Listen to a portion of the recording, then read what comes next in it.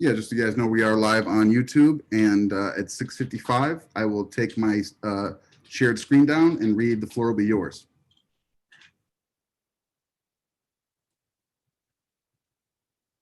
And I'll give you a heads up.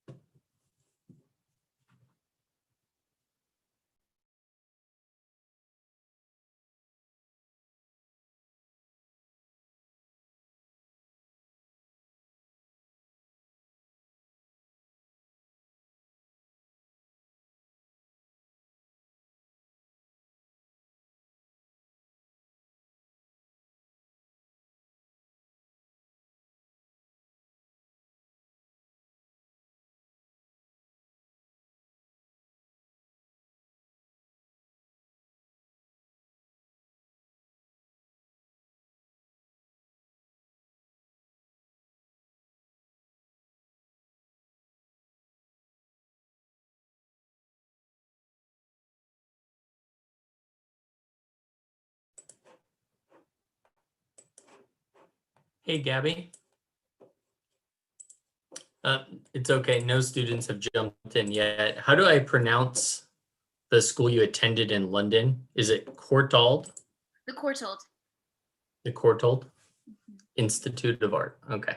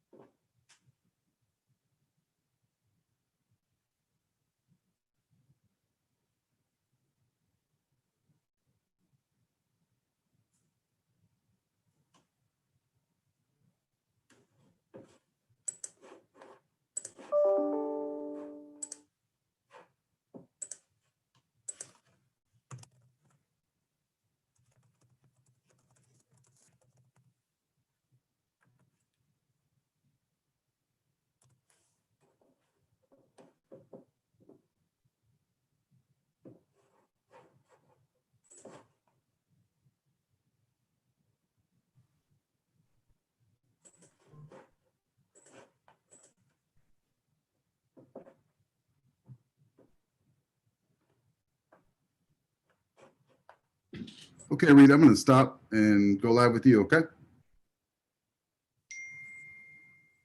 Okay, let's go forward and then we'll see who jumps into the room.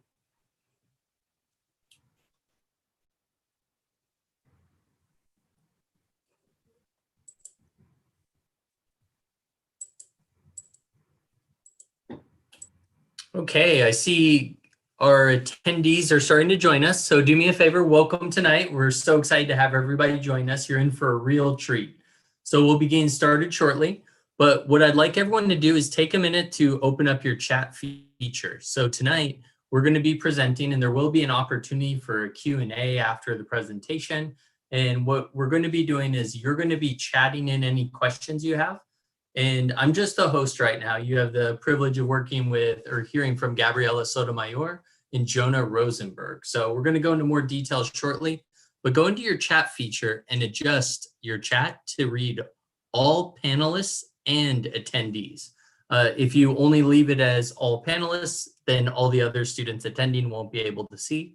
So once you've adjusted your chat to all panelists and attendees, do me a favor, introduce yourselves and tell us a little bit about where you're from and if your interest is in the undergraduate or the graduate art history field.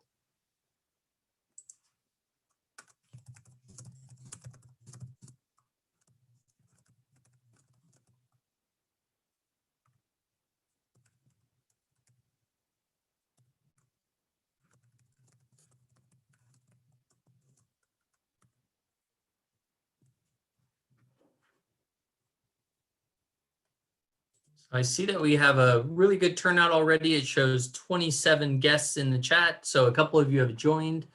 Take a minute to introduce yourselves, and please remember, adjust your chat to all panelists and attendees so everybody can see everyone's. So really excited for everyone to join us tonight. Again, we're just getting everything set up. We're also live streaming this event on YouTube. So for anybody that is jumping in, we haven't just started yet. We're just getting situated and getting ready for a great night.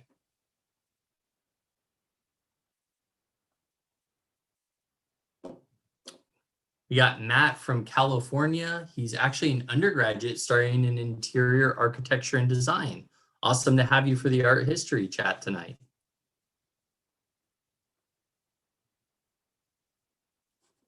Then using Zoom, if you don't know where to find everyone, go right down to the bottom of your screen. There's a little chat box. If you click that, you'll be able to pop up that window and see what's going on in that regard.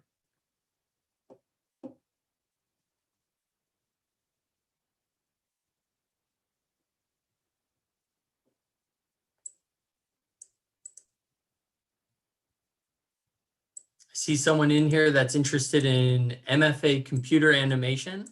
So everyone, this is an amazing chat, regardless of what major you're choosing. But Gabby and Jonah specialize in art history specifically. So we are going to be talking art history tonight. So I hope everyone's excited for those topics. And the good news is art history is universal. Doesn't matter what major you're actually in or what you're looking at. It's a big part of the world, and especially for artists and designers.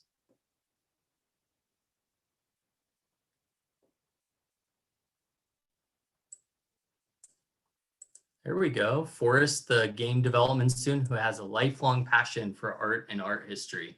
It's awesome. New York, Gabriella, planning to enter the summer 2021 undergraduate program. Very exciting. Thank you for joining us.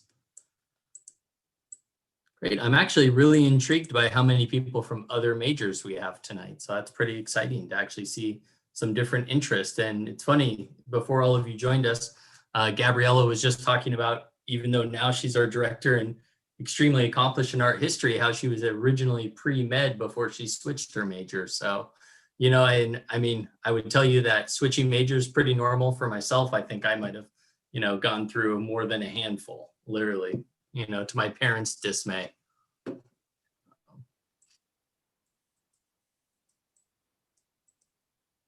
Cool. So we're going to get started soon. It looks like pretty much everyone's adjusted their chat. Make sure you've adjusted your chat to all panelists and attendees. There should be a drop down that you can choose that for. And then we're going to begin started here very shortly. So if everyone could hold tight, right at 7 o'clock, we're going to get this rolling. So again, if anyone hasn't already, do me a huge favor, take a minute to introduce yourself, where you're from. If you're a current student, let us know what major you're in. If you're a future student, let us know what major you're planning to pursue.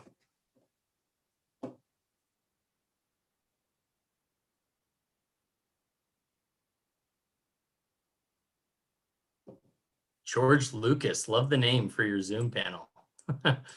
So George, change your chat to all panelists and attendees, because right now only the panelists can see your questions. And when we do questions and answers later, I want to make sure everyone in that chat pod can see each other's questions. So we're going to move forward to get started. Very excited to have everybody join us tonight. So tonight's event is all about the Art History Professional Preparedness Workshop. So Gabriella Sotomayor and Jonah Rosenberg are faculty here. And what they're going to be talking about is the opportunity to discuss your career goals within the field of art history, as well as learning the important tools regarding the presentation of supporting materials for job and degree applications. Now, I see some of you are coming from other majors, but they're going to be speaking to two very distinct pieces of art tonight, giving you kind of an in-depth overview of what, or I guess, an in-depth look at what an art historian does and how they dissect the art right in front of them, and a little bit about the individuals that will be presenting tonight. Jonah Rosenberg was educated at Brown University. He studied the classics, Greek and Latin, and then he moved on to University of Oxford, where he earned his doctorate of philosophy in classical archaeology. So he was a researcher on the ERC project, the social and cultural construction of the emotions, the Greek paradigm, and his research and publications focus on the emotions in art, the relationship between art and medicine and masks. He has been an Academy of Art university. He's been at Academy of Art since 2016. And he's taught a number of courses, including Italian Renaissance art, Egyptian art, and color theory. So what I love about that is he's not just teaching the content-based art history classes, he's actually an artist himself teaching the color theory as well. So that's really incredible. And then Gabriela Sotomayor, she is the director of the Art School of Art History and also a faculty member. She is Oxford-trained classical archaeologist and art historian. Her doctorate of philosophy thesis focused on the subject of ancient luxury trade. So her specialty in her research looks into the gem and jewelry trade from 300 BC to 300 AD. And a really particular focus was on the role of Egypt as a trading gateway.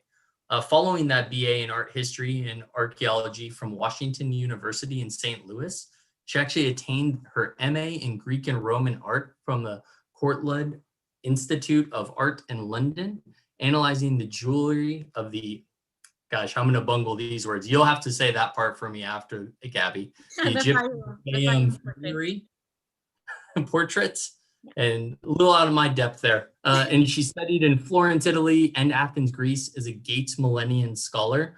If you're unfamiliar with that Gates Millennium Scholar, I tell you to Google it after this. Pretty impressive who goes on under that umbrella. And she's worked in and curated for art museums and galleries in the United States, United Kingdom, and Chile. So she has some very diverse experience globally and locally. And in addition to her duties as the director of the School of Art History, what's so amazing is not only is Gabriela teaching these art history courses, she's the person that's advising undergraduate and graduate students on their entire thesis. And I mean, I know Gabby just from our connection at the university. I'll tell you, hands down, she's got an intimate program. She gets her hands dirty and she's working with students one-on-one more than almost any director I've met. So, I mean, I'm talking online students on site. It's pretty incredible the type of attention you're getting from someone that is qualified as her. So I'm so excited for everyone to be here tonight to hear Gabriela and Jonah speak more about art history and what it takes to really break into that industry and what you should be looking for. So without further ado, I'm going to pass it over to them, and then we'll have a great Q&A at the end, everyone. Thank you, Reed. So I'm going to share my PowerPoint presentation. I hope everybody can see it. Can everybody see that? Hopefully. We have no way of knowing. We're very excited to have the opportunity to talk to you all. I was really thrilled to see, like Reed said, so many different majors, in addition to people who are just interested in art history. Jonah and I have the great luxury and honor to be able to teach our undergrads and grads, and not just in art history. Jonah, you also teach in the School of Architecture at the Academy. So I think it's wonderful that how interdisciplinary we are, not just within our own career, but also within the Academy itself, because we have the good fortune to work not just with our majors, but with other majors.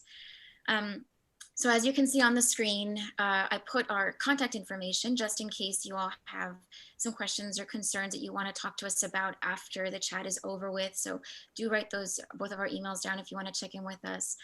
Like Reed talked a little bit about what our specializations are, and I think everybody has their area of expertise, but one of the things like that Reed mentioned is that in art history, it's so interdisciplinary. We teach a variety of things, and today we're going to talk about ancient art and modern and contemporary art. And I think that the great joy of being an art historian is that you are trained to really look at something and ask questions and be inquisitive. So I'm excited for us to kind of first go through what it is, a day in life of an art historian, and break down a few pieces together, and then talk a little bit about the degree, some recommendations we have for you with regards to applications, and some recommendations we have for some books that you might want to look at, and then hopefully answer any questions that you have. But if there's any questions that come up while we're talking, please feel free to interrupt us, and we'll just pick it up where we left off. So let's just get started. Okay, hi everybody. Thanks Reed and thanks Gabby for having me on the show.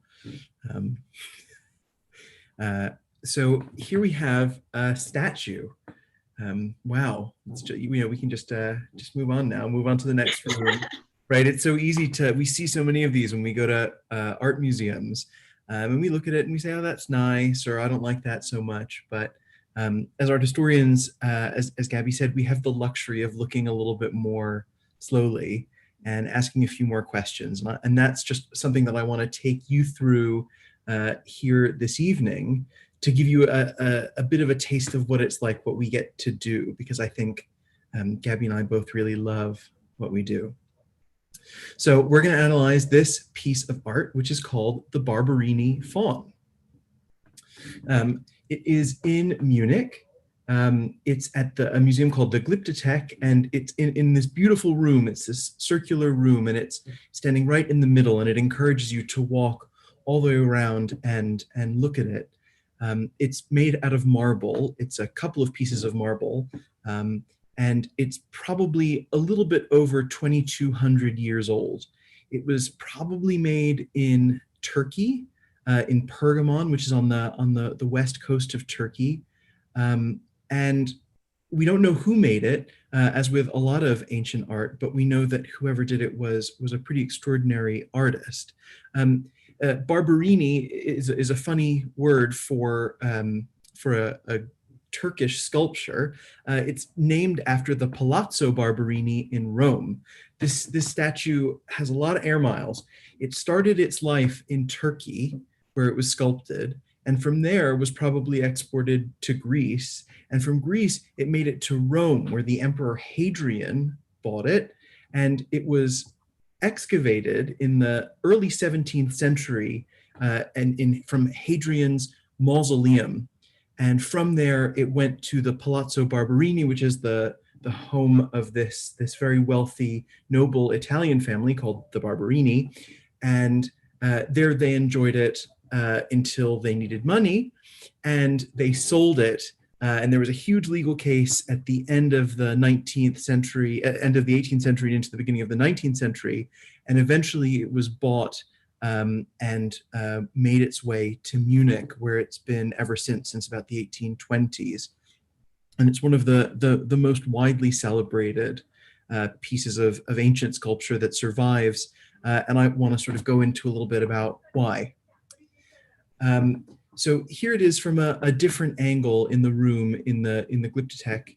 And first you can see, it's a guy sleeping, and it looks like he's sleeping on some sort of object. But if we focus in a little bit more, that object is actually an animal skin, maybe a panther skin or a lion skin.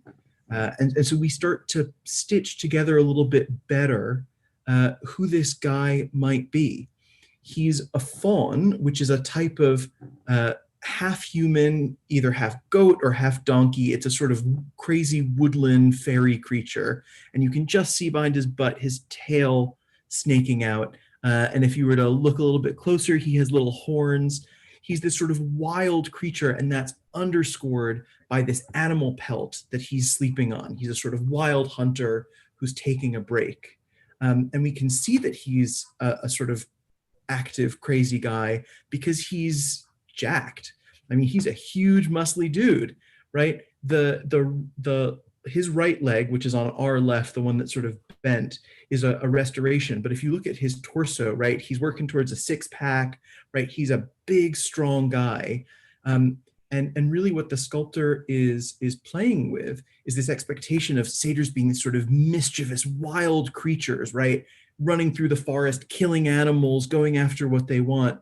But there's this tension because he's asleep. And so if we focus in on his face, we can see that he's not asleep, he's fast asleep. He is passed out. His head's back, his mouth's open, his eyes closed. I like to imagine a little bit of drool coming down. I mean, he's out cold. And so we have this extraordinary tension between what we expect and what we see, but also the sort of emotion and realism that we get from the sculpture. It's really accurately reproduced. Now, remember, this is a statue carved in 360 degrees, so we can actually get behind the statue. And so this is the view sort of his head, no bald spot, but we can look a little bit more closely at his hair, right? Why would we look at his hair? Well, it's actually a really important tool to understand when and where this was made. Remember, this isn't signed. We don't know who made this. There's no receipt, right? This is an object that survived buried for the better part of 1,500 years. And then when it was excavated at the beginning of the 17th century, we had to figure out what was this. And really the people who figured out what this was, they were art historians, right? The reason we get to appreciate this is because art historians long dead, long before us, thought to themselves, well, what is this? And part of how we know that is the style of the hair. So these really thick tresses of hair, they really do point to other pieces that we know from Turkey, from Pergamon, and from this period, the end of the 3rd century BC. But we can look even more closely, and this is something that I'm particularly interested in. You can see on his hand, there are actually veins. We can see the veins sort of bulging through his skin. And I find this really fascinating for a lot of reasons, but in part, it's a sort of testament to the quality of the sculpture, that the sculptor really took the time to say, well, how exactly do I want this to look?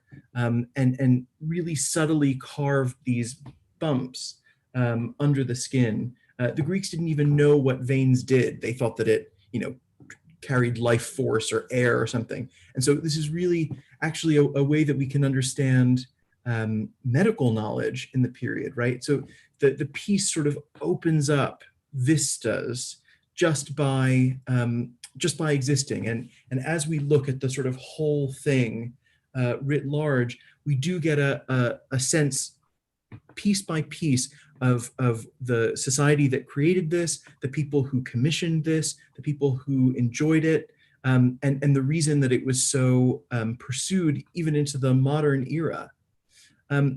It's also, we can zoom out even further, right, and say that this is not the only example of its type.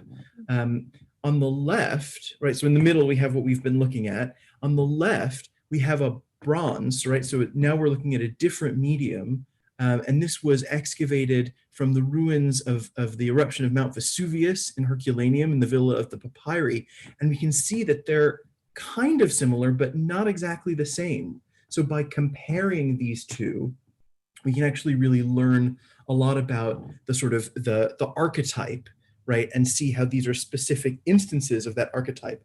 What's different? So the figure on the left, much leaner, much younger, less jacked, less time at the gym, less protein, right?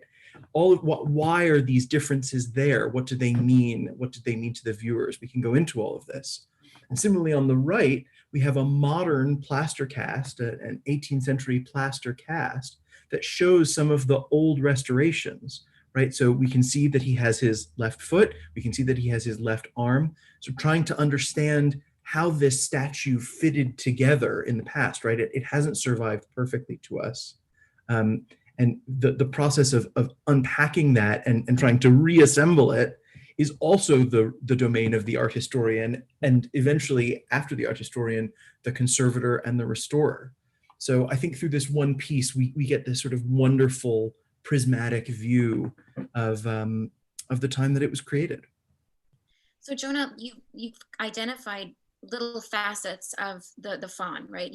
We've been able to figure out who he is by all the different elements, kind of accessories that he's accompanied with, that we've been given clues by the author, by the sculptor. But then when we look at his physicality, we look at the pose, we looked at the fact that he's asleep, but not just asleep, he's completely dead to the world.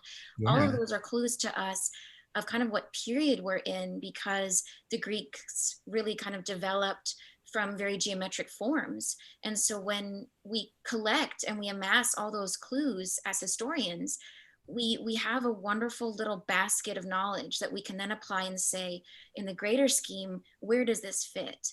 because so rarely do we have pieces that come with a label, that come with a coin that has a date on it, or something that we can figure out what we're looking at. We kind of have to, I don't know, take everything apart, figure it all out for ourselves, and then come to these conclusions. And we were talking today a little bit earlier about how there's nothing, pun intended, there's nothing set in stone in art history. There's always, the next day we could have a discovery that could totally transform the way we look at the male nude in Greek art. It could totally change from one moment to the next. And that's a really extraordinary aspect, I think, of a field that studies things as old as we do, and things that are as ever changing as we do.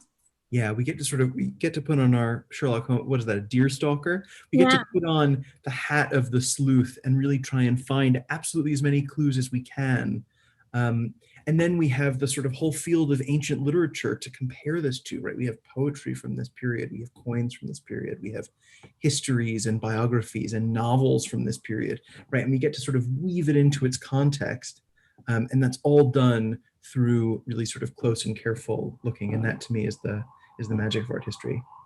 And you mentioned his hair that we get from the side view. And I know that great hair. We were just looking, it is good hair. When we were looking at the chat, there were some students who mentioned interest in fashion and in history of fashion. And one of the amazing things I remember from Roman art, my Roman art class as an undergraduate, and also just studying jewelry, and costume, is that's again one of the most amazing dating methods that we can have. Roman imperial women, the wives and the empresses, they had very, very, specific hairstyles, and that can help Marie Antoinette hair. Date things. They would have, the sculptures had holes in the ears where they would have hung earrings on the marble busts. I mean, really extraordinary things. And I remember when we were in Oxford, there was a whole show about Roman hairstyles and how they would have extensions, things I didn't even know about. They used to have extensions in ancient Rome where you would add on to your own hair. So there's a really, I mean, I think when we talk about art, as we move on to the next slide, we're going to be looking at something that's completely different than what we were just looking at. Yeah, hard to imagine this is also a sculpture. Right. The beauty of art history is that we can use the same tools and collect the same little bits of facts into our basket and study this and study a bust and study a hairstyle and study a faun, and we can kind of come up with the answer and then apply it to the context, which I think is a really extraordinary thing. So Joe and I got to talk about the Barbarini faun, and we thought, well, we might as well look at something modern and contemporary. So here we are. Now for something completely different. So on the screen you have Richard Serra's Trip Hammer, which I guess a little backstory about why I selected this piece. I was abroad, and I was visiting my sister in London. While I was in Athens, I took a trip over to see her, and I had the opportunity to visit the Tate Modern. And as I think Reed mentioned earlier, I was originally pre-med, and then I switched to art history. And my mother, who is a sculptor, and my father, who is a painter, were both avidly involved in this switch, and they were very happy about this switch, which was wonderful. But I remember my mother telling me, you have to study beyond your expertise. You have to study and move beyond the classics. And that's really where I was, hunkering down, and I wanted to study. And she said, you need to learn as many different periods as possible so that you can compare them and discuss them eloquently and intelligently. And so in my senior year, I took a modern sculpture class. And before I went back home and took this modern sculpture class, I was bouncing around the Tate Modern, and I found Serra's Trip Hammer, and it stopped me dead in my tracks. I don't know. I think the moment I saw it, it kind of took my breath away. It frightened me. It's as you can see from the dimensions, it's quite tall. It's made out of steel.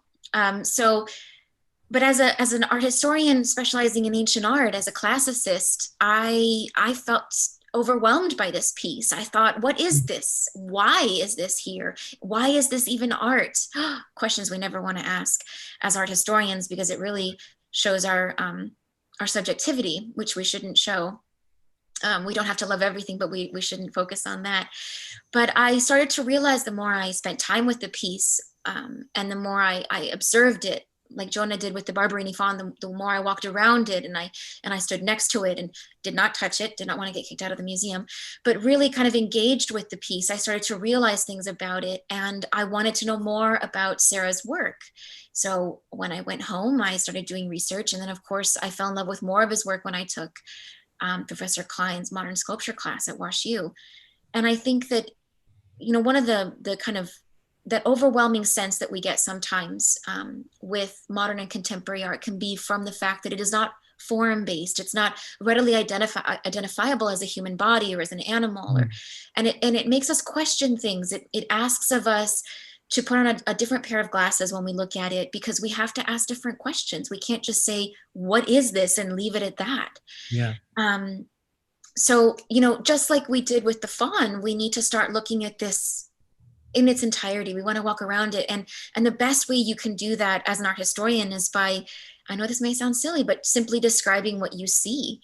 So you have these two slabs of steel that are just very delicately balanced on top of the other. I did not realize it when I was in front of it, and I found out when I had gone home, and I freaked out that this is actually not welded. It's simply balanced, and thank goodness London does not have earthquakes, or else this would be a real concern. Yeah. But Sarah's work, so Sarah is an American minimalist, modern and contemporary sculptor, and he really fashions himself as someone engaging with the more industrial side of art, and he wants his art to be site specific, and so that's very important. The site, the place. He's, you know, I remember watching a documentary where he was to the millimeter measuring the space around the pieces that he was building. And at 82, he is still bouncing around with that measuring tape and ensuring that everything is to his specifications, because it's about the engagement with the piece. Whereas, like Jonah did with the fawn, we're asking, and we are forced to ask specific questions of this piece. Sarah's making us ask other questions. He wants us to engage with this piece on a visceral sense, on a physical sense, on a sensory, you know, kind of, it's a whole experience when you walk around a Sarah piece. And that's what he wants. He wants it to affect us. So the overwhelming effect is actually his goal, right? He wants us to feel that. And when I learned more about Sarah as a student myself, I realized that he was so thoughtful in how, and he is so thoughtful, he's still around, with how he wants the viewer to engage. And so on the screen is a verb list that he wrote 67 to 68, and it's currently in the MoMA in New York, of how he viewed his art. And it's almost like a blueprint, I guess we could say, of what's going on in his mind when he makes these incredibly large scale pieces. He wants us to feel the tension, the gravity, the push and pull, the lamination, the weight, the flow. He's got a lot of really beautiful organic shapes, not just the range. What a great word. And this is just a smattering of the way he describes his pieces, right? The kind of the process of how he engages with it, and to take a material like metal and to give it the life, to give it that character that we see with Trip Hammer, I think, and with so many of his other pieces, I think is an extraordinary thing. And I'm grateful to have had the opportunity to take that modern sculpture class, and I'm grateful to have the skill set to be able to break that piece down, because I think we so often miss a lot when we kind of just look at something and we keep walking on. You can learn so much by just standing in front of the piece and watching it. There's a density to this work. And as you can see, they had to put a string in front of it at some point because too many of us were wandering around it. But there's a density, there's a gravity to it. And you know, his work is about that implicit relationship between us and the object. And you know, so rarely is that intrinsically at the heart of art when we think about it. It's how we feel when we look at something. It's what it sparks inside of us. And when I think about what our students, Jonah, you advised thesis as well. When our students focus on for thesis, it's something sparked inside of them when they looked at it, or when they stood in front of it, or when they walked around it, and and it awakens something in them. And although we are classicists, you and I have walked around Sarah's works together, and it's an extraordinary experience that's different for you than it is for me, because we're at different scales. You're over 6 feet and I'm 5 foot tall. But it's also just the way we look at it because of our own background. You have a very different educational background and visual background, and you're an artist in so many different ways, whereas I have a different background. And so we talk about these lenses that we apply to how we look at art. And each of you is going to come to your classes and come to specific works of art and specific art historical questions in your own unique way. And so I think what's extraordinary about art history is that when you look at the narrative of art, when you look at what we have built as people, it's such a, I know we try not to be subjective, but it's the most beautiful expression of our own creation, right? It's our own experience. And it can come in these forms that are recognizable to us. It can come in these forms that make us feel something.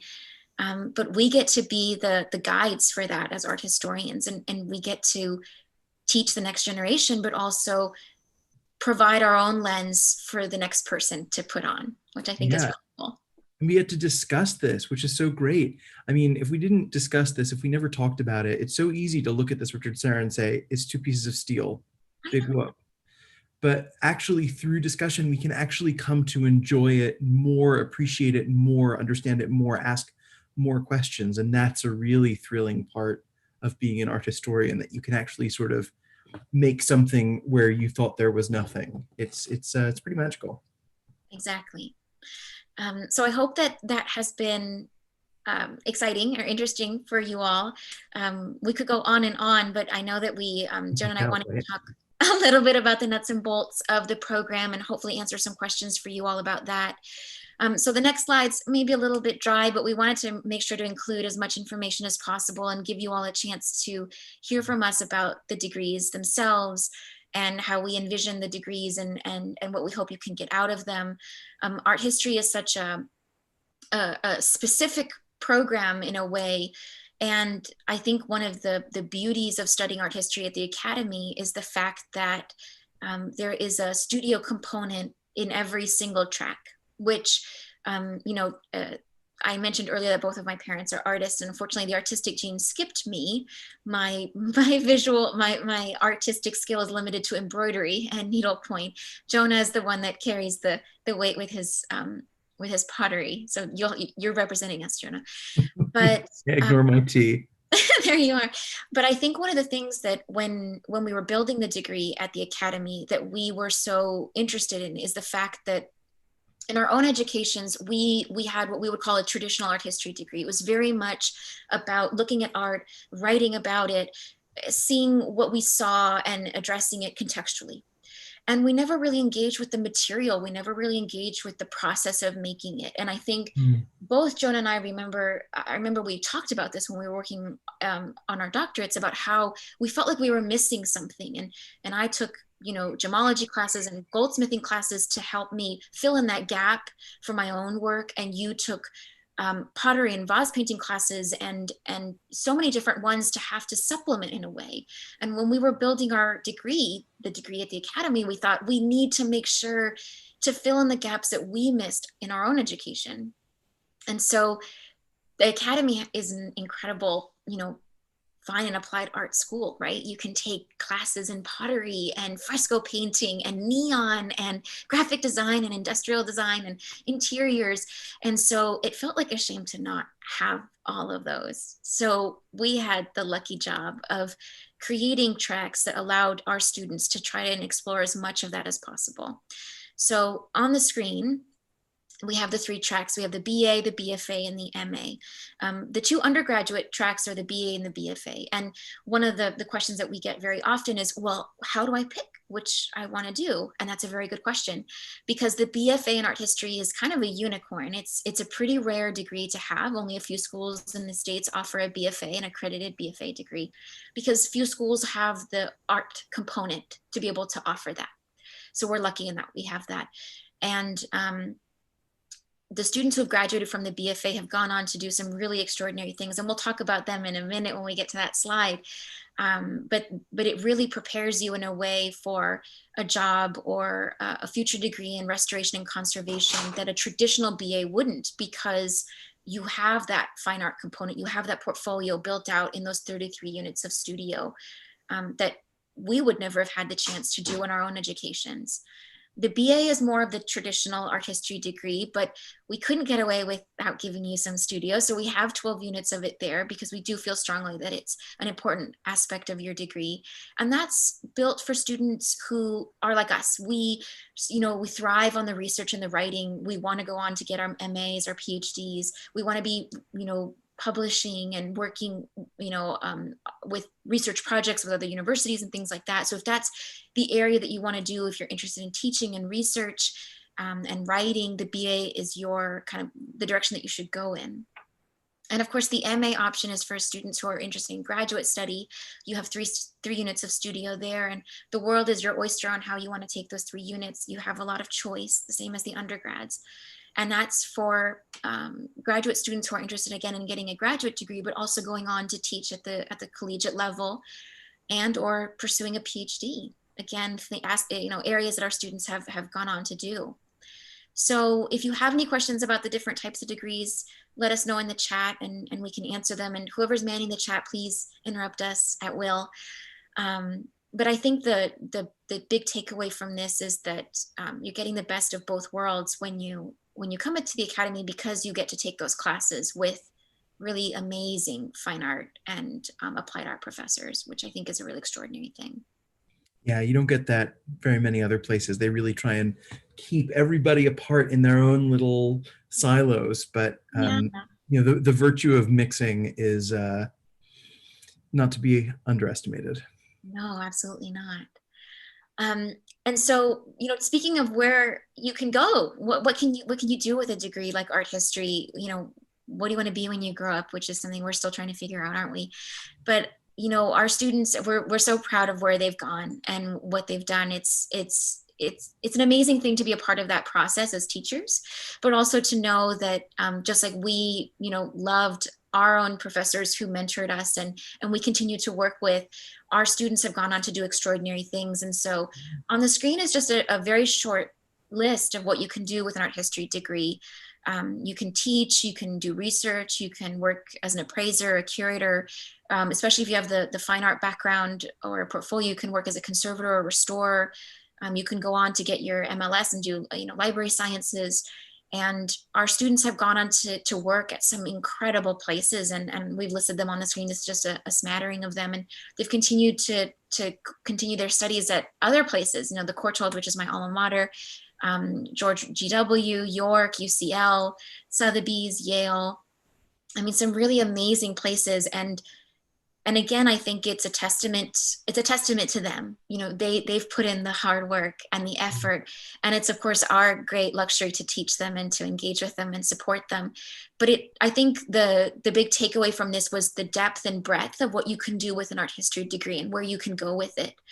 And it truly is an interdisciplinary degree. Just this morning, I was talking to a prospective graduate student, and I called art history, and this may be a little untoward, but a gateway degree, because I feel like you can take what you've learned in art history as a strong researcher and writer and visual analyst, and you can apply it to so many things. We've got friends who went on to get law degrees, who went into the traditional history aspect of things, went on to study economics, English. There's so much you can do with it if you decide, gosh, I love art, but I want to do something else. Having that background in art history means that you can really excel at skills that you wouldn't have, been challenged in another way. Yeah. I think this is the highway, right? But if you want to get off the highway, there's plenty that you can do with an art history degree, in part because it is so rigorous. It's such a rigorous research degree, but also it's a training in observation. Right? What discipline doesn't need people who can say, well, hold on, nobody saw that, but I did. And then go and run with that. I mean, that's where success is found. And art history is this extraordinary training in slow looking and in sort of sharp description. And that never goes amiss, no matter what you end up doing. No, and so like exactly, and spending time with a work of art. I always Yeah. joke with my thesis students that the works of art become almost like your best friends, which sounds a little antisocial, but it is. And you spend your time, staring at a piece. And I remember our very first undergraduate student worked on a Dutch still life. And she's the one that's at Georgetown now. And she spent so much time staring at it. I remember her coming into my office and she said, I think I found a self-portrait in the flask that held the wine. And I was like, oh my goodness, no one has ever mentioned the self-portrait in this work. And it was a Maria van Oosterwijk Dutch still life. And so we got our little magnifying glass out. We sent an email to the department at the museum, and we said, can you take a picture that's really zoomed in on this? And lo and behold, it was a self-portrait, and no one, hand over my heart, no one had found it.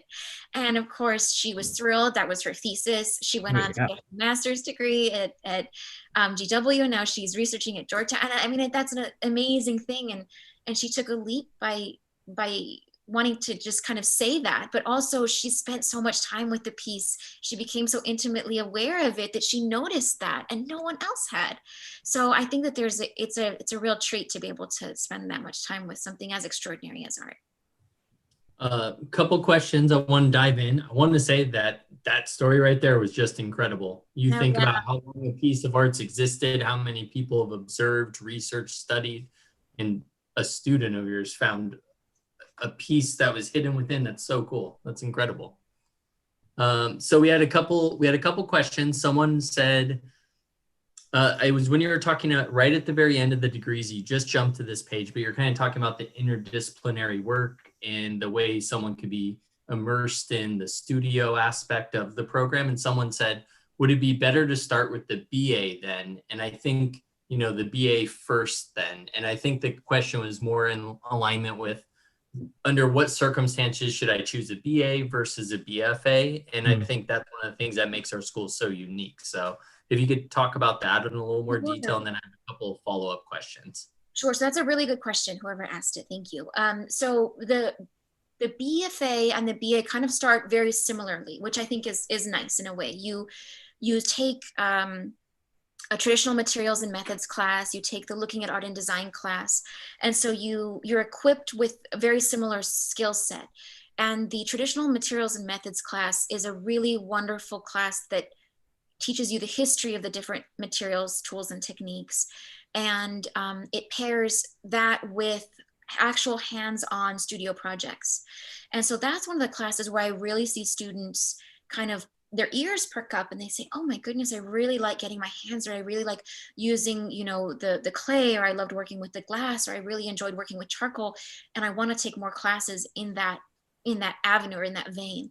And then we can, maybe say, okay, well, maybe the BA is not for you. Maybe the BFA is for you because you're really finding a passion for this particular discipline, either painting or drawing or sculpting or ceramics.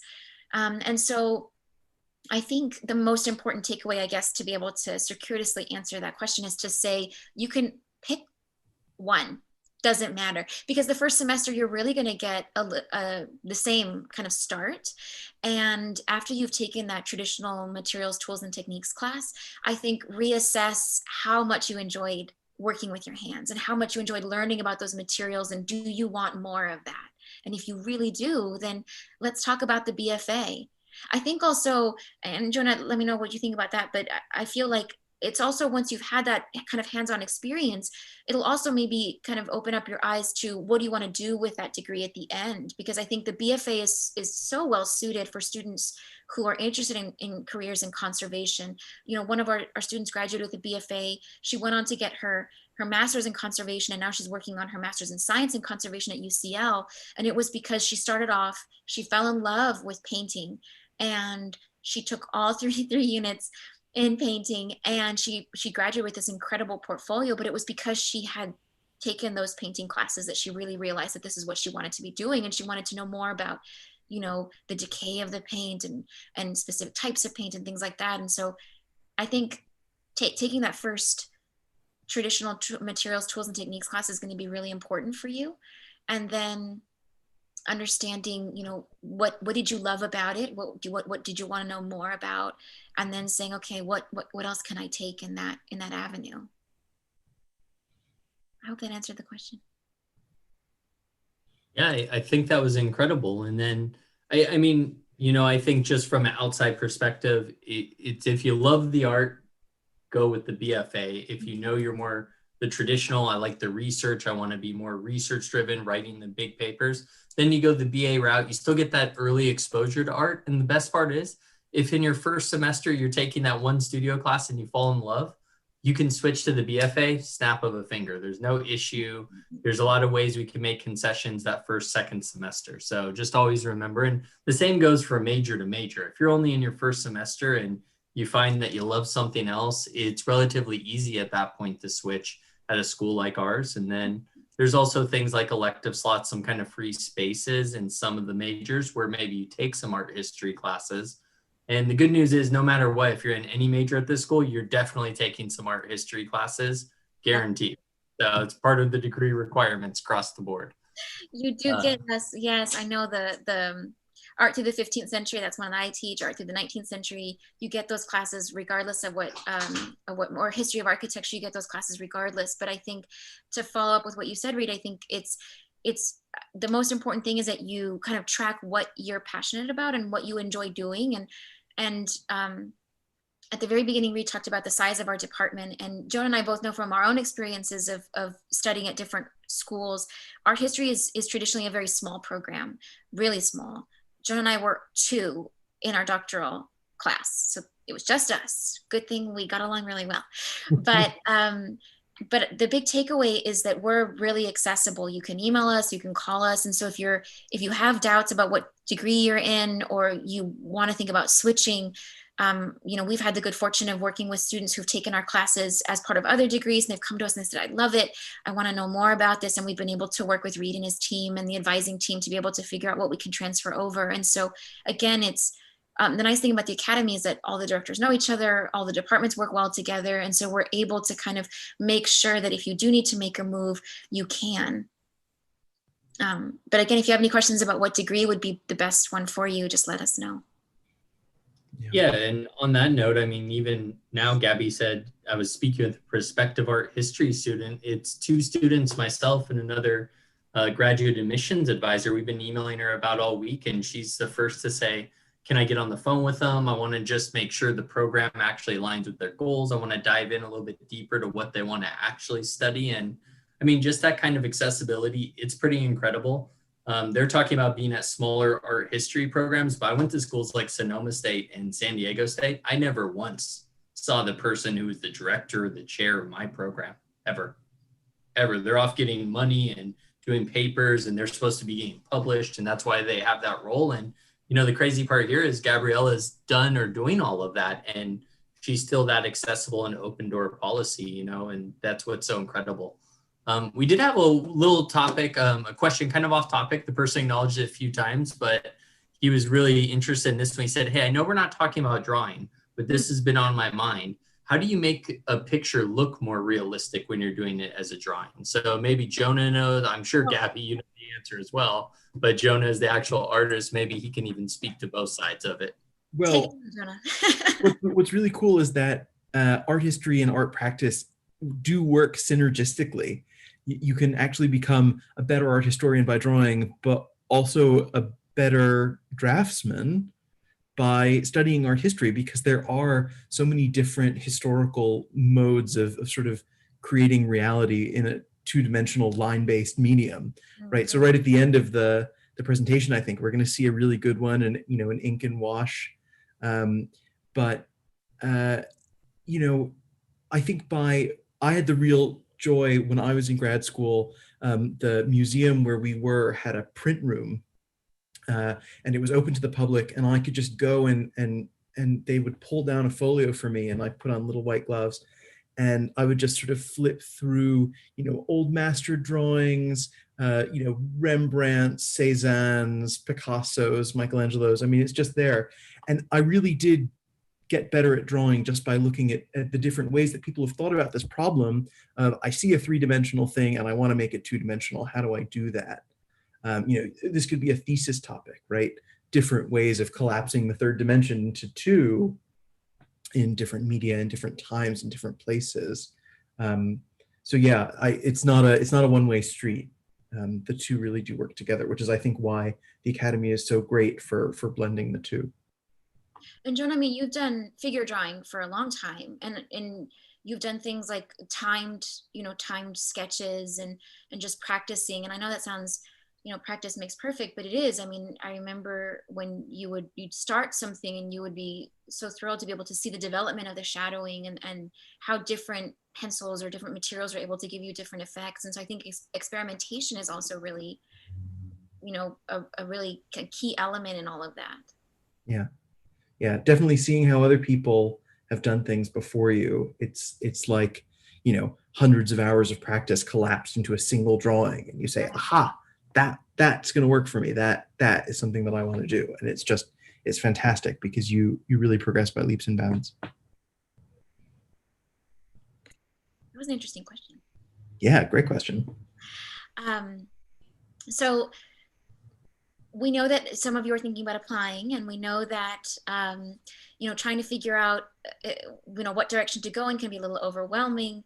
And when we evaluate applications or we talk to prospective students, like I was doing this morning, we always think about, well, how do you highlight yourself? How do you set yourself apart? And one of the reasons I love talking to you all individually when I have the opportunity to do it is that I learn so much about you. And I kind of get speaking of dimensions, I get an additional dimension to you, which we don't get in the application process because we don't really have that opportunity to speak with you and engage with you. And so when we were thinking about applications, how to set yourself apart, one of the things that we love reading are your statements of intent.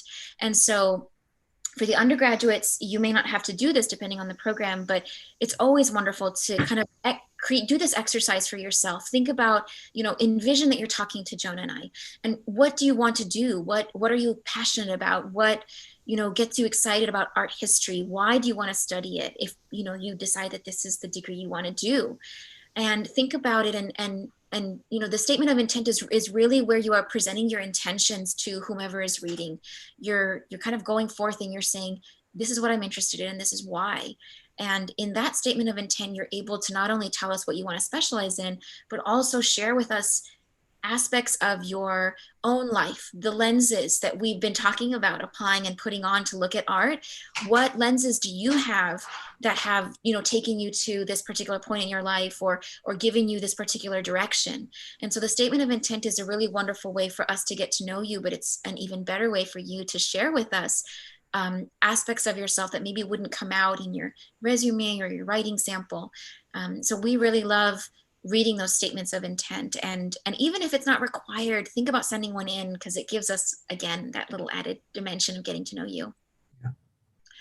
The next thing that we also get to look at and get to read is a writing sample. Many of you may not have a writing sample, and if it's required, like it is for our grad program, it's a requirement to submit a writing sample of an art historical or historical nature. You can always check in with us about a topic, but ultimately it's the way we evaluate your research and your writing skills. And I think one of the big takeaways that we have from our own experience as students, but also as educators, is the fact that research and writing are your calling cards. It's how you are assessed, it's how you are graded, it's also how you are elevated in this career as an art historian. And it's, when you can't speak at a conference, it's how you are, in essence, understood and how our research is read, quite literally. So your writing sample is the way we can give you really constructive feedback on areas that we want you to improve upon, areas we think that are excellent, recommendations that we have. I still send all of my writing to Jonah. Bless him. He still reads it. He still sends it back with edits. He's a phenomenal editor. But I think the big thing about sharing your work with somebody else is that they're able to give you feedback in a way that you wouldn't be able to give yourself. It's so easy for us to overlook things in our own writing, and having the opportunity to get feedback on your writing is really a gift. And and one that I know I take for granted with Jonah, but one that I feel very lucky to participate in as a process with our own students. Yeah, I mean, I think art history is really writing boot camp. It's such an extraordinary training, not only in sort of the content of what you're doing, which is always paramount, but also just the way of getting it across. And you realize that sometimes the difference between a good idea and a bad idea is how well it's been put across. And you definitely learn that in art history classes, because art's kind of abstract, and in order to put it down in just words, you really have to do a lot of work, and it's really rewarding. It's serious training. And we're going to talk about, we have a slide coming up about, Oh yeah, good writing, right? And unfortunately, we've had the experience of having to read really bad art history, really difficult art history. I can think of a few German authors that I would never want to read again, but it highlights in a way the fact that as art historians, you want to make the material that you're talking about as simple and as clear and as digestible as possible. And you don't want to confuse anybody. You want to get your point across and keep going and give the reader the chance to make their own ideas and conclusions. And so writing is a wonderful way of expressing yourself and developing your voice. And then highlighting your own experiences kind of tied into the statement of intent. I have on the screen our art history journal, La Prima, which is I think it's going to be its 5th volume this year, Jonah. yeah. Jonah and I are in charge of it. And it's a student-run, faculty-supported journal. And on the other picture is our students, which we took on a study abroad to Florence a few years ago before we weren't stuck at home because of the pandemic. And these kinds of things, participating in a journal, doing extracurriculars, doing art club or things like that, or studying abroad, or having visited a museum and discussing your experiences in front of a work of art. Those are things that we love to hear about in your statement of intent and in your supporting materials, because again, it gives us a sense of, what have you done with your time? What are you interested in? How interdisciplinary are you? I think one of the amazing things is when we get students who have such a diverse background and they come to us, maybe they haven't traveled, but they have read so much and they have so many interests, or they've participated in their high school newspaper, or in their undergrad program journal, and they were editors. And it honed their skill of giving feedback. And that's what made them want to go on and get an MA. Those kinds of little nuggets of information are really rich, and they set you apart. And they also, give us an opportunity to give you feedback and say, oh my gosh, you're an editor. You need to join us for this next edition, because we need scholars like you. Yeah, for sure. So when you're thinking about applications, think about, how to set yourself apart. Think about, how to best present your material. And again, if you have any questions, we're always around to chat about it. And this is that slide we were talking about, good writing. Oh, the slide of joy. Isn't it beautiful? All these books. So it was really difficult for us to build this slide, I must tell you. When we were trying to figure out, the greatest hits in art history, we were thinking about not just covering the depth and breadth of all the different periods, but really authors that we've enjoyed reading. And this is barely scratching the surface.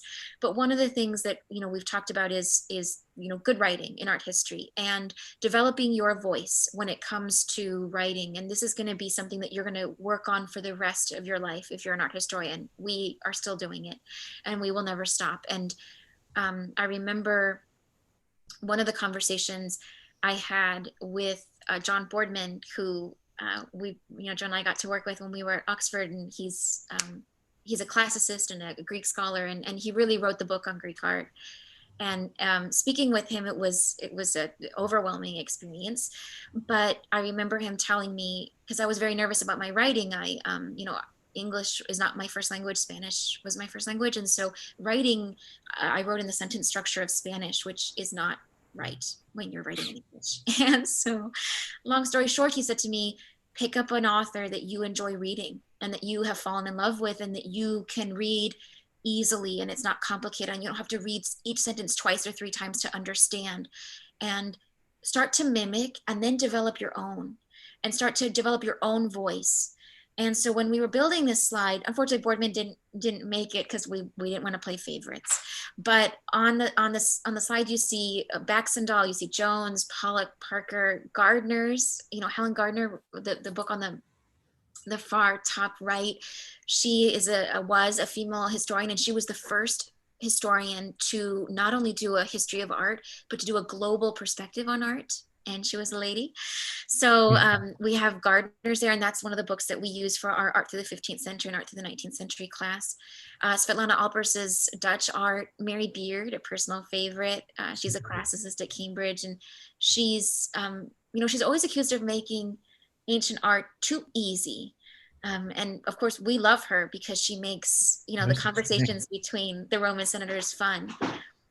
But again, it's about how can you make your material shine and come alive. And, Strunk and White teaches you all the different, obviously, elements of style. And that's one of the books that Joe and I recommend to every single art history major. Get that little book, get any copy, any edition. It's going to be your guru and your guide in writing about art. And that I have a dog-eared version in my office because I still reference it. Gombrich and every single book that he wrote, again, foundational texts on art. And each of these authors has taken a moment to contribute something, right? Parker and Pollock with Old Mistresses, they redefine the way we look at women in art, women in art history, feminist art theory. Mary Beard challenged the way we addressed Roman history and the relationship between Roman art and economics and trade and the individual. And she makes the Roman Empire come alive. Alpers challenged the way we look at Dutch art with regards to the different spheres of the world. She highlights domestic settings, which we had never had the opportunity to look at. Kelly Jones looks at minority art and she interviews them. And, the book I Minded takes an incredible series of interviews and puts them together and creates this narrative that contextually sets contemporary art into a whole new stratosphere. So I think when we think about art history, there's an incredible narrative that you all have created, but in a way that not that you've created, but that you can be a part of, I guess is the best way to put it. And don't be, kind of overwhelmed by what has come, but think about what you can add, I guess is the best that I can say with this slide. And I would say that the joy of art history is that it's the people with the new perspectives that make the extraordinary progress. That the less you look like the people who came before you, the better chance you have of seeing something differently or seeing something that they didn't. And I think that's really encouraging. Art history often feels and seems like this sort of very hidebound, traditional, old-fashioned discipline, but really all of the leaps, all of the sort of big moments of progress have been made by people who see things a bit differently. And that's really encouraging. I always find that. Right. And again, it's like those different lenses mean that you're looking at something in a completely new way and going out and contributing that new way of looking at something or asking that question and challenging it, again, it's spending time with the art and it's applying your own experience and bringing what what's uniquely you to that conversation. And so again, I think we're really lucky that we get to read what you all do, but you're the ones that are writing the next chapters, which is an extraordinary thing. Yeah. So this is our last slide. Oh No, I got too excited. pen You're going to see it all over again. Yeah, in fast mo. Do you remember everything we've said? There'll be a quiz. No. So this was actually, Jonah, you were talking about this with regards to that question on time. So good. This is Ray Wash.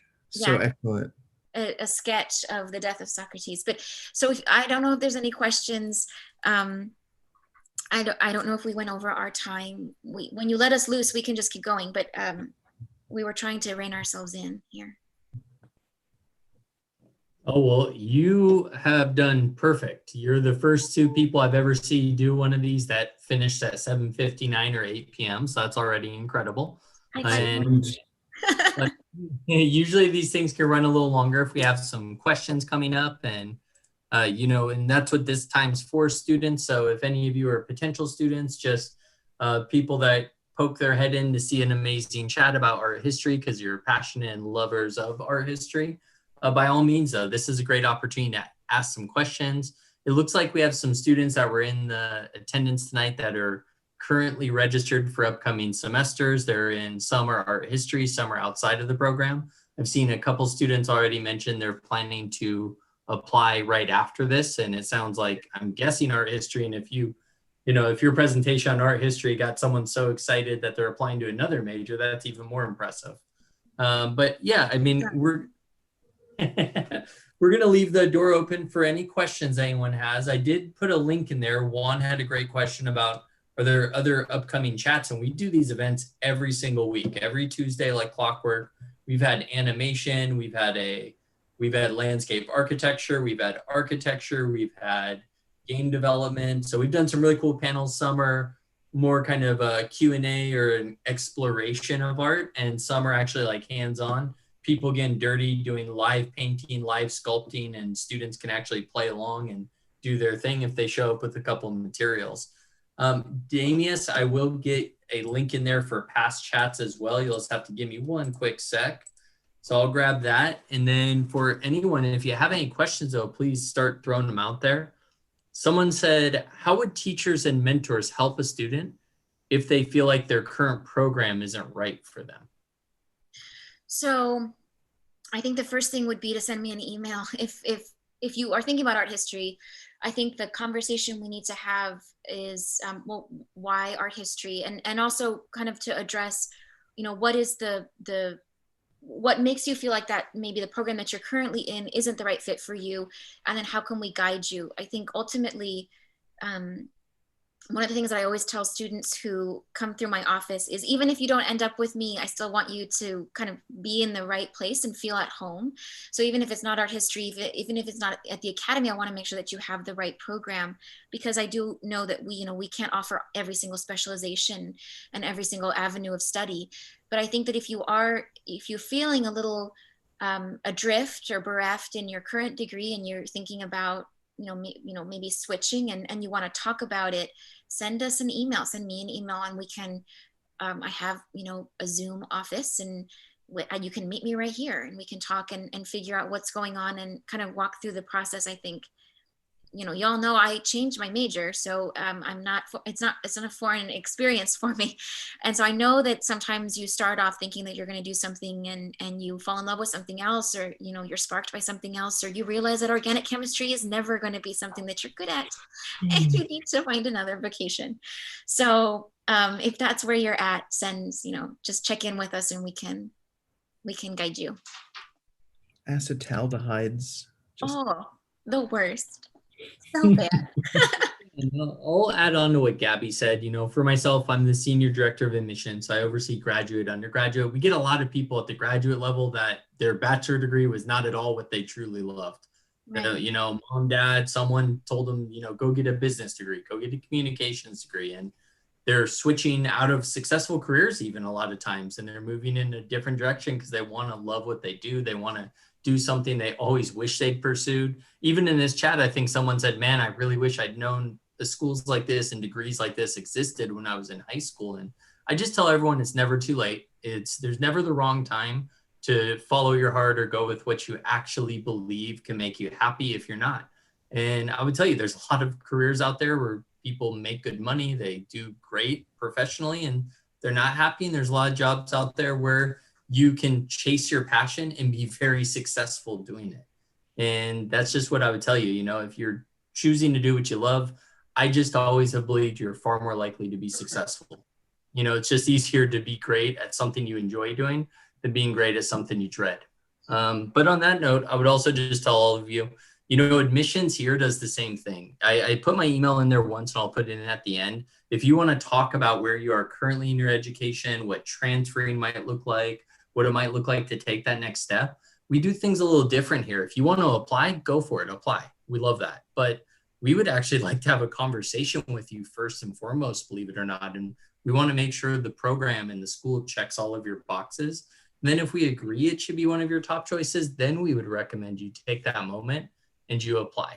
So at the end of the day, I would just say reach out. Let's have a conversation. And one of the coolest things that I've noticed at this school is, the directors, they're not in direct competition with each other. They work together, they're colleagues. They want to make sure students are in the right place constantly. And I've seen directors take that step to set up a talk with a student because they know they might be better suited in a different program. They see that talent, they see that ability, they see those little sparks in those moments, and it's just enough. And with their expertise, they go, hey, can we talk? I think you're awesome at this, but I think you could be something really special at this. And that's cool. I've never seen that at other schools that I went to myself. I never heard about that. And I see it time and time again here constantly. They just want the students where they have the best chance to be successful that still aligns with things they love doing. So let me go back, tackle a couple of these questions now. I did post the past links for those chats, so hopefully all of you can take a look at that. I saw someone had a little streaming issue, no big deal. There will also be this chat recorded there. So I'll post all these chats again later for everyone. I'm going to post the previous online chats again in there for anyone that wants to look. And someone said, I've already applied and this lit the fire I once had for art history. You are all amazing speakers. Can you tell me what inspired all of you to go into art history? So Gabby, Jonah, where did that inspiration come from? Okay, I'll go first, and then Jonah, you can take us away. So like I said before, I was pre-med and I had an elective, and it was a Greek art elective, and Professor Rotroff, Susan Rotroff, an extraordinary classicist, she sent us to the St. Louis Art Museum and told us, pick an object in the Greek wing, and you're gonna have to write 5 papers on it, so make sure that you really love it. And I was wandering around, and I knew that everyone was gonna do either a pot or something like that. And I happened upon this itty bitty display, and it was a jewelry display, and it was, okay, I'm going to test my memory here. It was a Greek Eros earring. So Eros, Cupid, the god of love, he was riding a garnet dolphin. So a little stone dolphin, and the body of the earring, it was Ptolemaic. So it was beautifully crafted out of gold, and it had, granulation, etc. And it was very intricate. And I thought to myself, oh my gosh, this is the most beautiful thing I've ever seen. And I wrote the 5 papers on it. And she said to me after I finished the class, she says, do you have any more electives? She knew I was pre-med. And I said, yes. And she said, take Roman art with me. So I said, great. So I took Roman art, and then I fell in love further. And I had that conversation with my parents about, studying abroad and switching majors. And I went abroad to Florence for a semester, and then I went up and then continued on to Athens. So I was abroad for the whole year. And when I came back, I just knew that this was going to be the switch. And at first I didn't, I had taken an art history class as a high school student in my IB program, my International Baccalaureate program, but I never thought that could be a career for me. I thought, oh, it's just an interest. It's something just to kind of round out an education. And having, spent the time to really engage for a whole semester on a single piece, that earring, I have a picture of it somewhere here. It really convinced me that there was merit to that interest, and that I needed to explore it further. And that was it. I never looked back. Switched majors, went abroad for grad schools, and Bob's your uncle. Here we are. Yeah, Madam Director. Yeah. So what about you, Jonah? What made you Oh yeah, me. It's funny how, study abroad really, and, I think it's so great that we have this study. I mean, hopefully we can do it again, but how study abroad, I always wonder, what do other people do when they travel? For me, I'm like, okay, let's look at all the schedules of all the museums and make sure that we get time in every place, because some places have weird schedules, and we need to make sure that, I don't, what people who don't like art do, I don't know, but for me, I was a classicist, so I was, studying Greek and Latin, and I studied abroad at Oxford, and the woman who became eventually my thesis advisor, Gabby's thesis advisor, she taught Greek vases, And I just remember all the other students said, "Oh, you're studying pots and pans, are you?" And there was this condescension, like there was something worse about looking at pretty pictures. And that just didn't jive with me. It just, the images, that's what we were aiming for. We had to trudge through all of this sort of ancient Greek to get to the really beautiful objects. And then I just sort of, I gave up the ghost, man. I came back for my senior year and did my senior thesis on warrior departures on Greek vases, in text. And from that, I was away. I got the visual bug. And for me, the words just weren't enough anymore, and I needed the pretty pictures. I admitted to myself at the ripe old age of 21, I like picture books, and I'm not ashamed to say it. I know. And I mean, you get to study the most extraordinary things. I know that we're not supposed to say beautiful because again, it's subjective and it's our own opinion, but you get to study, you get to pick and look at the most beautiful things. Yeah. I remember part of my undergraduate thesis was looking at the jewelry collection at the Getty down in LA. And they left me in this locked room. Oh my goodness, I don't know if I should say this in a recording, but they left me in this locked room with the entire jewelry collection. Oh my goodness. Great things happen inside vaults. The best day of my life, to be able to just look at it. And of course they gave you gloves and I couldn't carry anything in, and to be able to look at it and hold these pieces and spend time with them. And I think, these were things that were worn by somebody 300 BC. Like, that's crazy. But it was such a personal object. And, now I'm studying trade and the rise and fall of the Nile River, trying to figure out when they were shipping emeralds. But the reality is that we all started off somewhere. We started off looking at something and wanting to know more about, that little guy riding that dolphin. And you wanted to know more about, warriors on pots and pans. Yeah, pots and pans. But I guess it's just, asking questions and I also think that Joan and I both, we've experienced it and so many students have told us that they've gone through this maybe at other places, but not to be discouraged by your interests. I think so often someone will say to you, well, that's not a real reputable area of study, or who cares about this or that? And the answer is someone does and someone will, and you're going to write that chapter in the book for them, and they're going to read it and they're going to be inspired, and you're going to be the guide for them to ask further questions. And so I think that's the amazing thing about having the chance that we've had, and hopefully that you all want to have, is the opportunity to do that. Yeah, there are definitely, people are writing doctoral dissertations on manga, on memes. Yes. Right? Like, you think, putting some words in Helvetica across an image isn't the same as the death of Socrates. Absolutely. It all merits the same really careful scrutiny and thinking and stitching together sources and all the rest of it. Everything is fair game, which I think is actually really refreshing for art history. We had some really great questions come through. One of them said, I'm currently interested in curation, but also research and writing in general.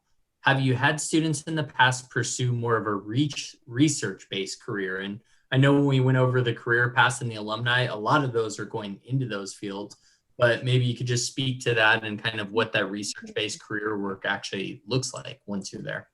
You're going to see this all over again. I'm so sorry, everybody. But so the research degrees, here we are. The research and curation, I think, is a good question, because it's a little bit of two worlds. One, it's education, and one, it's experience. So when you're looking at what galleries and what museums are looking for when they're hiring, or they're looking for internships or volunteers to work in that capacity, they want you to have an art history degree. They're looking for you to have an art history degree, either a BFA or a BA, but traditionally they're going to look for that BA, because you are going to be challenged to help writing the catalog and reading the labels and doing research. And that's more in line with the BA than perhaps the BFA, because you're going to have more time to really hone those skills than you would with a BFA, since you have the 33 units of studio, taking up your time. But you can do a little bit of both. But again, I think when students come to me and say, I want to do curation, and maybe work in a gallery or a museum, I say fabulous. I recommend the BA. And then I also recommend that once we're allowed out of our houses, we start exploring what opportunities are around you, and not cold calling, but going to the museum and saying, hi, my name is, and I'm working on my BA, and this is my, I'm wanting to write my thesis on this, or I'm really interested in this. And for example, one of our students, when we were in San Francisco, she took our Asian art class and fell in love with it. And she wanted to know more and get some experience, working in a museum. And so I sent her off to the Asian Art Museum. Off she went with her supporting documents in hand. She walked right in. She had an interview, and she started working with their curatorial department, and it gave her a sense of, did she want to do this? Is this something that she wanted to experience? And she decided that actually she wasn't as in love with curating and putting together a collection, but having that opportunity really gave her that insight that she wouldn't have had. But we've also had students who loved working, as you can see, working in museums, and they've done that in tandem with their own education. So I think one of the things is if you're interested in that is to go for the BA, and then again, check in with me, and we can start, and any of the faculty, and we can start looking at what opportunities are around you.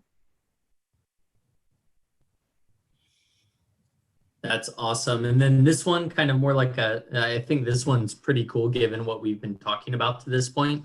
Are there any favorite moments or pieces of art that showcase how much art history intersects or meets with other disciplines or mediums? And then in parentheses, kind of film, video games, fashion, etc. So any favorite moments or pieces of art that showcase how much art history truly intersects or meets with other disciplines or mediums? I mean, Beyonce and Jay-Z at the Louvre, kind of a, it was a career highlight. I felt personally honored. It's not always as overt as that, right? But moments like that where, being in a place like that, standing in front of art like that, you just hear this sort of thundering echo of what it means to collect art and look at art and commission art and make art. It's really it's a pretty extraordinary thing. Something like Kehinde Wiley, who is so deeply referential, not necessarily reverential, but he refers to the huge back catalog of art styles, and for him to have done the official portrait of President Obama, I think really spoke to the power of art history in how we try and memorialize people in our own public discourse. Those two definitely strike me as nice intersection points where without art history means very little. And I think there was a I don't know much about fashion, but there was a Dolce & Gabbana show a few years ago that used all Byzantine mosaics, and the shoes and the clothing and the jewelry. As a jewelry historian, I was super jazzed about that. But the jewelry was all referencing Byzantine art, and they had historians on staff helping them, guiding them with that. Films will always hire historians to help to make sure, hopefully, the goal is that they hire historians to make things accurate. Obviously, there are shows that don't do that, and you know what they are. But like I remember when I watched the movie Troy, Brad Pitt fame, I was so happy to see that the jewelry was very accurate. I think that's where the accuracy ended. But the jewelry was accurate, and I thought to myself, that told me that somebody on staff was actually looking inside of a book or talking to somebody who knows. And I think those are things that you can be doing. Mary Beard, who was on our list of books, she's constantly being interviewed for films, for TV. I think that there's lots of different things that just knowledge of history and knowledge of art is going to make you incredibly accessible to so many different avenues, because what we create as individuals is constantly referential to something else, right? We're constantly using the images around us as guides, as inspiration. And so having somebody with knowledge of that is really key. Yeah. One of the classic, like, first day of class art historian things to do when you're thinking about symbols is to like tell people, take a dollar bill out of your wallet and look at the reverse and look at the symbols, right? The pyramid and the eagle and the seal and the patterns and all of this stuff, the Latin. And like, we're carrying around art history in our wallets, if you're a cash person, in a pretty like meaningful and robust way. Yeah. The more you look, the more you'll see that it's pretty much inescapable everywhere.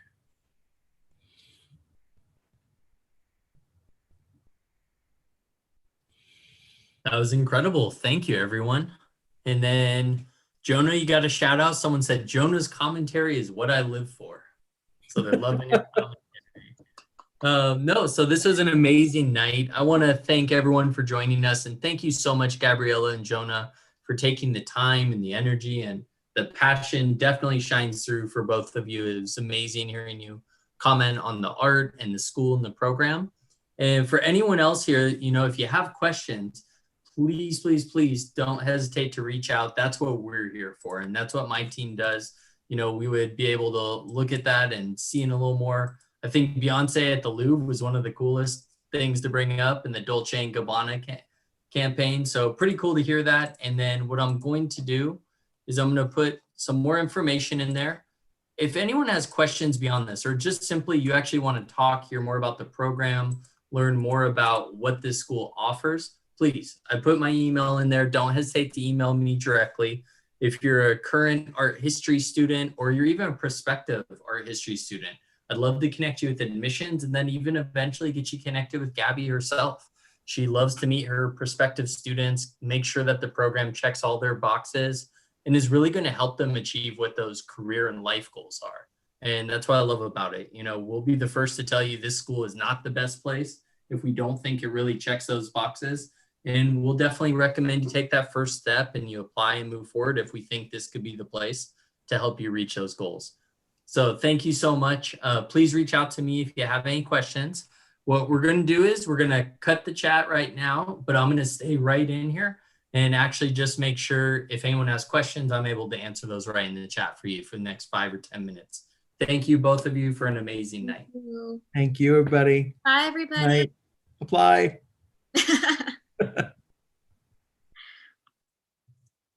There's my direct email, everyone. I know some of you are dropping off. Someone said, can anyone share the email? Shared it a couple times. Seriously, just copy paste that into your Outlook. Send me an email. Say, hey, Reed, I was at the chat. I'm interested in X, Y, or Z, and I'll do my best to connect you with the right person and let you just understand better what we offer and what we don't.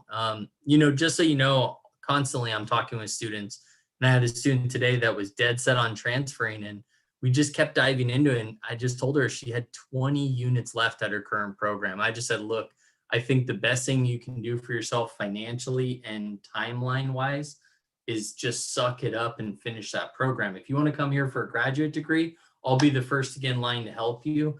But I just couldn't in good conscience tell her to transfer when she's so close to the finish line. I was like, look, this point, it comes down to a time and money issue more than is it the right fit to change my major? You could finish your degree where you are, get a master's degree with us, and it would be shorter than just transferring. So, we're going to try to give you those best opportunities.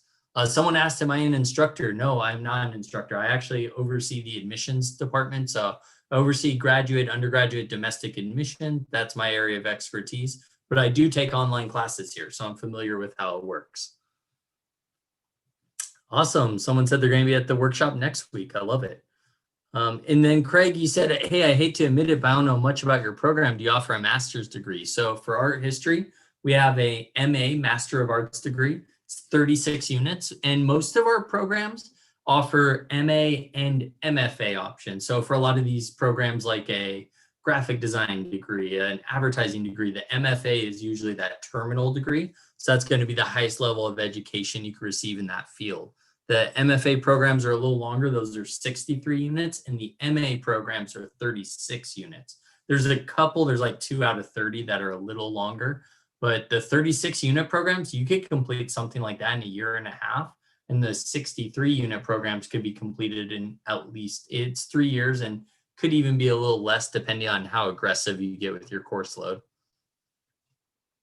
Someone said, are online classes a live chat or a video chat? So I love that you brought that up. So because of COVID, what happened was it forced us to get really creative with how we deliver content. And we've started using Zoom like crazy. I think that's the same at a lot of schools, but we've gotten really good at using Zoom. So we're already building all of our online content in-house. We've been doing online education for art and design for 20 plus years. So we had a leg up on the competition, to say the least. But the reality is that we had to get even more creative. And the way we've been delivering the content through Zoom has been pretty incredible. Biggest difference, online classes, no set time. They open Monday, close Sunday. Do your work at your own pace. If you're coming to the on-site virtual, so the class is being taught through Zoom, you do have to show up at the time the class is being taught. So if it's from 12 to 3 every Wednesday, that's set in stone. It doesn't matter where you are in the world, you got to make that time work. Otherwise, you should probably choose the online option.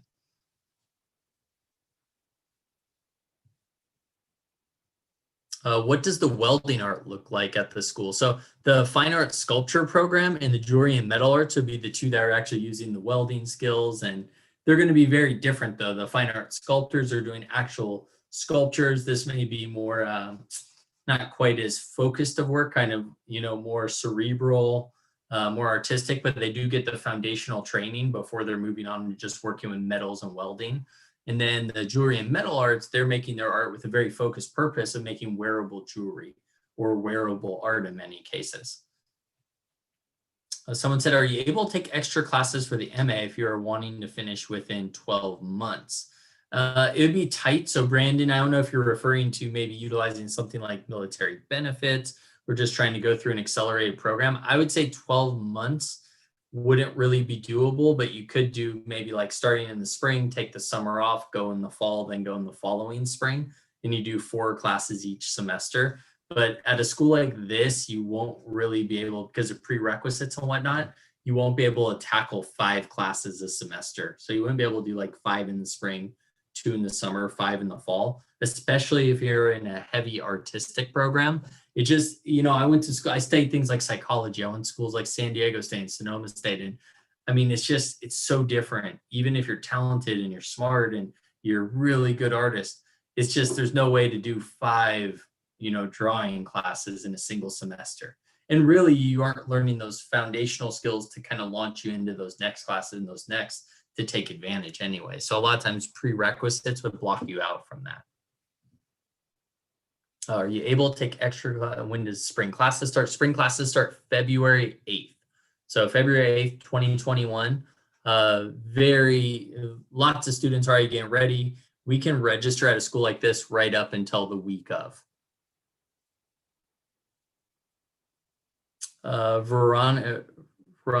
Veronique, I like that.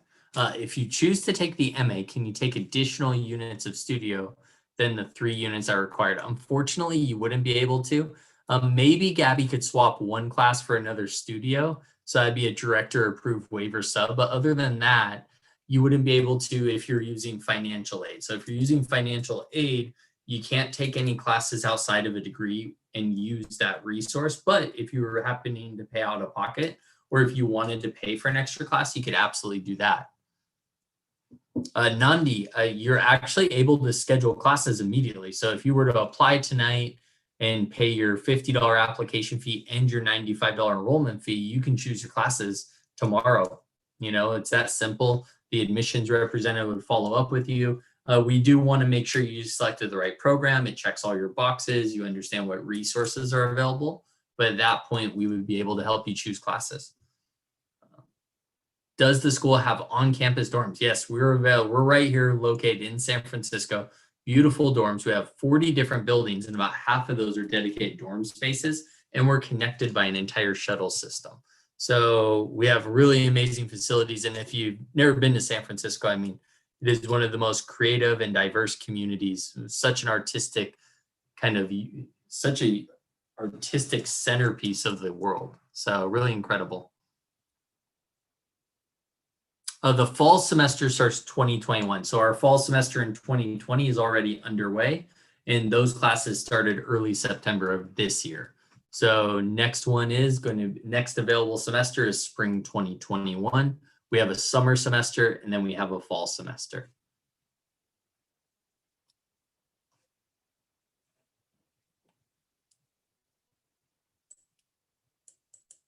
And then George said, what tiers of animation do you get? We have multiple levels within animation that students can choose. So that's one of the unique things, that a lot of our programs have multiple areas of discipline within them to help students really focus. And really the purpose of the school is leaving with a high-end portfolio, so you can actually be competitive to get those jobs in those big industries.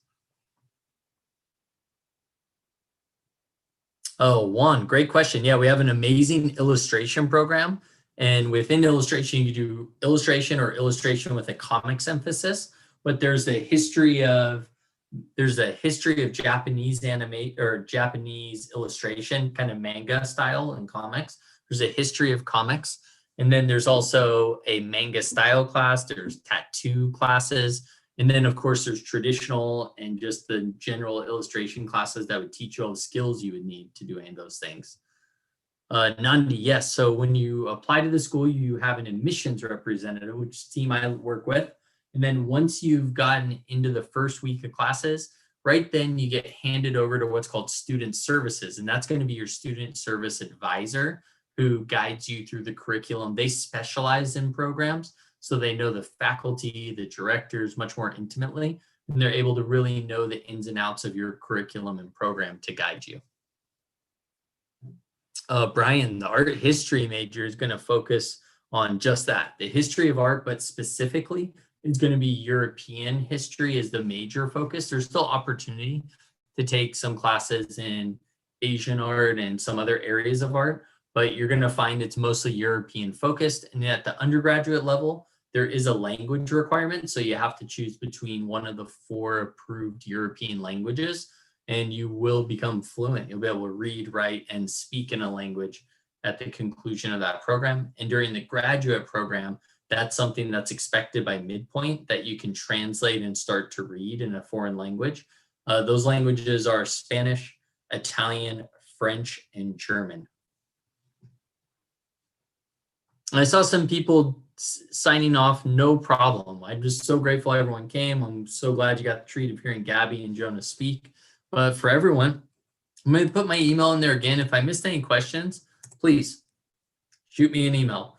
I'd love to help you one-on-one, and just make sure that all of your questions are answered so you can make a decision if this school should be one of your top choices, or maybe it's just a place you could come check out some of our webinars along the way.